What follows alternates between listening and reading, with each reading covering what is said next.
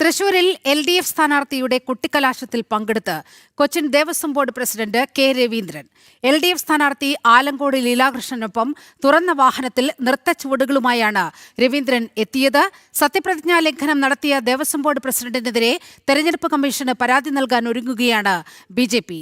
സാനു ചേരുന്നുണ്ട് വിവരങ്ങളുമായി. സാനു, വലിയ ചട്ടലംഘനമാണ് ഉണ്ടായിരിക്കുന്നത്. എന്താണ് വിവരങ്ങൾ?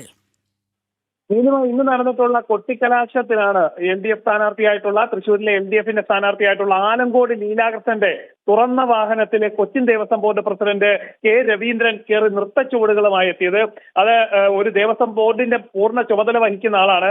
അദ്ദേഹത്തിന്റെ സത്യപ്രതിജ്ഞാ ലംഘനമാണ് നടത്തിയിട്ടുള്ളത്. അതായത് കൊച്ചിൻ ദേവസ്വം ബോർഡ് പ്രസിഡന്റ് ഈ സ്ഥാനാർത്ഥിക്കൊപ്പം തുറന്ന വാഹനത്തിൽ വന്നതോടെ സത്യപ്രതിജ്ഞാ ലംഘനം നടത്തി. അതേപോലെ തന്നെ ഒരു രാഷ്ട്രീയ പാർട്ടിയിലെ നേതാവിന് വേണ്ടി പരസ്യമായിട്ട് തെരുവിലേക്ക് ഇറങ്ങുന്നത് അത് വിശ്വാസി സമൂഹത്തോടും അതേപോലെ തന്നെ ആ വഹിക്കുന്ന പദവിയോടുമുള്ള അവഹേളനമാണെന്നാണ് BJP പറഞ്ഞിട്ടുള്ളത്. എന്തായാലും ഈ ഒരു പരസ്യമായിട്ടുള്ള രാഷ്ട്രീയ പ്രവർത്തനം നടത്തിയിട്ടുള്ള രാഷ്ട്രീയ പ്രചാരണം നടത്തിയിട്ടുള്ള ദേവസ്വം ബോർഡ് പ്രസിഡന്റിനെതിരെ കെ രവീന്ദ്രനെതിരെ നാളെ തന്നെ തെരഞ്ഞെടുപ്പ് കമ്മീഷനെ സമീപിക്കും. തെരഞ്ഞെടുപ്പ് കമ്മീഷൻ ഇതുമായി ബന്ധപ്പെട്ടുകൊണ്ട് BJP തന്നെ പരാതി നൽകുമെന്നാണ് നിലവിൽ ഇപ്പോൾ അറിയിച്ചിട്ടുള്ളത്. Cochin Devaswom board president K രവീന്ദ്രനെതിരെ പരാതി നൽകാൻ പോകുകയാണ് BJP. സാനുവാണ് വാർത്തയുടെ വിശദാംശങ്ങൾ നൽകിയത്.